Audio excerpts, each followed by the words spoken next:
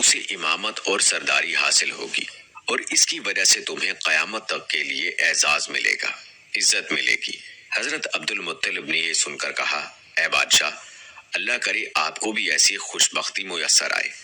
آپ کی ہیبت مجھے روک رہی ہے، ورنہ میں آپ سے پوچھتا کہ اس بچے کا زمانہ کب ہوگا۔ بادشاہ نے جواب میں کہا، یہی اس کا زمانہ ہے، وہ اسی زمانے میں پیدا ہوگا یا پیدا ہو چکا ہے۔ اس کا نام محمد ہوگا، اس کی والدہ کا انتقال ہو جائے گا، اس کے دادا اور چچا اس کی پرورش کریں گے۔ ہم بھی اس کے آرزو مند رہے کہ وہ بچہ ہمارے ہاں پیدا ہو۔ اللہ تعالیٰ اسے کھلے عام ظاہر فرمائے گا اور اس کے لیے ہم میں سے یعنی مدینے کے قبیلے خزرج میں اس نبی کے مددگار بنائے گا۔ ہم میں سے اس نے اس لیے کہا کہ خزرج اصل میں یمن کے لوگ تھے، ان کے ذریعے اس نبی کے خاندان اور قبیلے والوں کو عزت حاصل ہوگی، اور ان کے ذریعے اس کے دشمنوں کو ذلت ملے گی، اور ان کے ذریعے وہ تمام لوگوں سے مقابلہ کرے گا، اور ان کے ذریعے زمین کے اہم علاقے فتح ہو جائیں گے۔ وہ نبی رحمان کی عبادت کرے گا، شیطان کو دھمکائے گا، آتش کدوں کو ٹھنڈا کرے گا یعنی آگ کے پجاریوں کو مٹائے گا، بتوں کو توڑ ڈالے گا۔ اس کی ہر بات آخری فرمان ہوگی، اس کے احکامات انصاف والے ہوں گے۔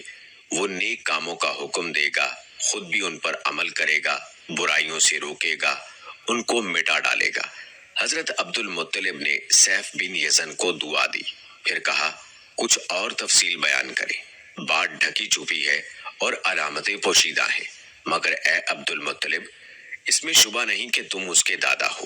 حضرت عبد المطلب یہ سن کر فوراً سجدے میں گر گئے، اور پھر سیف نے ان سے کہا، اپنا سر اٹھاؤ، اپنی پیشانی اونچی کرو اور مجھے بتاؤ، جو کچھ میں نے تم سے کہا ہے، کیا تم نے ان میں سے کوئی علامت اپنے ہاں دیکھی ہے؟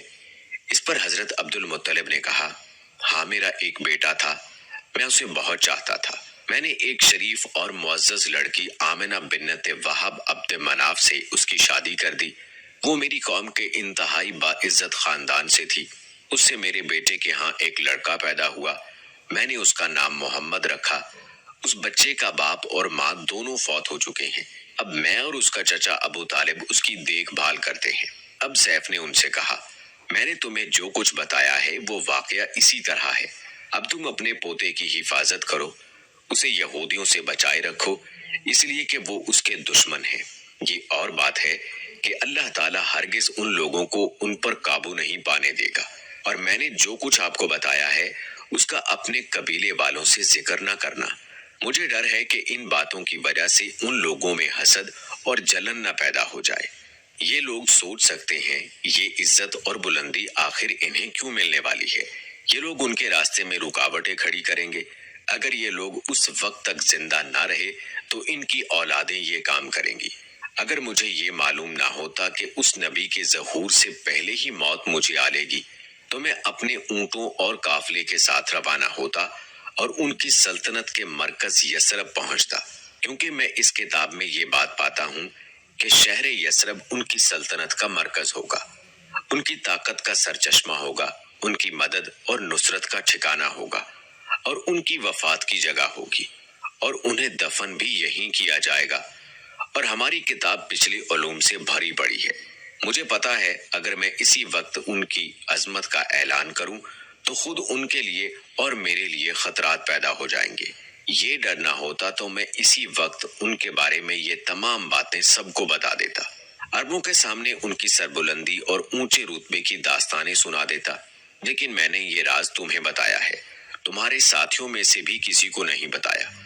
اس کے بعد اس نے حضرت عبد المطلب کے ساتھیوں کو بلایا، ان میں سے ہر ایک کو 10 حبشی غلام، 10 حبشی باندیاں اور دھاری دار یمنی چادریں، بڑی مقدار میں سونا چاندی، 100 اونٹ اور عنبر کے بھرے ڈبے دیے۔ پھر حضرت عبد المطلب کو اس سے 10 گنا زیادہ دیا اور بولا، سال گزرنے پر میرے پاس ان کی خبر لے کر آنا اور ان کے حالات بتانا۔ لیکن دوستو، کہتے ہیں کہ سال گزرنے سے پہلے ہی اس بادشاہ کا انتقال ہو گیا۔ روایات میں آتا ہے کہ حضرت عبد المطلب اکثر اس بادشاہ کا ذکر کیا کرتے تھے۔ آپ کی عمر 8 سال کی ہوئی تو حضرت عبد المطلب کا انتقال ہو گیا۔ اس طرح ایک عظیم سرپرست کا ساتھ چھوٹ گیا۔ اس وقت حضرت عبد المطلب کی عمر 95 سال تھی۔ تاریخ کی بعض کتابوں میں ان کی عمر اس سے بھی زیادہ لکھی ہے۔ کہتے ہیں جس وقت حضرت عبد المطلب کا انتقال ہوا، آپ صلی اللہ علیہ وآلہ وسلم ان کی چارپائی کے پاس موجود تھے اور آپ رونے لگے۔ روایات کے مطابق عبد المطلب کو اجون کے مقام پر ان کے دادا قسی کے پاس دفن کیا گیا۔ مرنے سے پہلے انہوں نے نبی کریم صلی اللہ علیہ وآلہ وسلم کو اپنے بیٹے ابو طالب کے حوالے کیا۔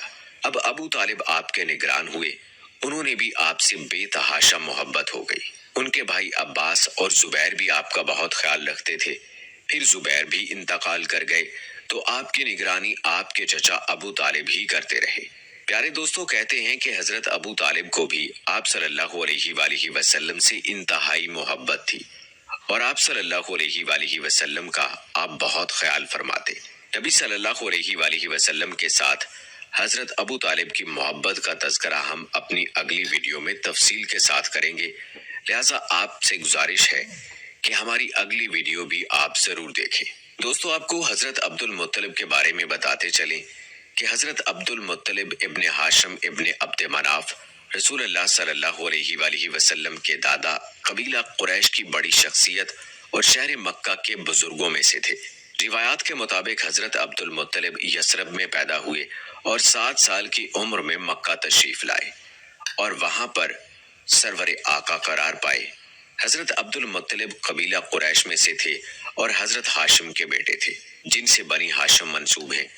آپ علیہ السلام کا نسب حضرت ابراہیم علیہ السلام تک پہنچتا ہے۔ آپ کی والدہ سلمہ عمرو کی بیٹی بنی نجار خزرج کے قبیلے میں سے تھی۔ یہ گھرانہ رسول اللہ صلی اللہ علیہ وآلہ وسلم کی مدینہ کی طرف ہجرت کے بعد آپ صلی اللہ علیہ وآلہ وسلم کے اصحاب میں سے بن گئے۔ یاد رہے کہ حضرت عبد المطلب کا نام شیبہ اور کنیت ابو الحارث تھی۔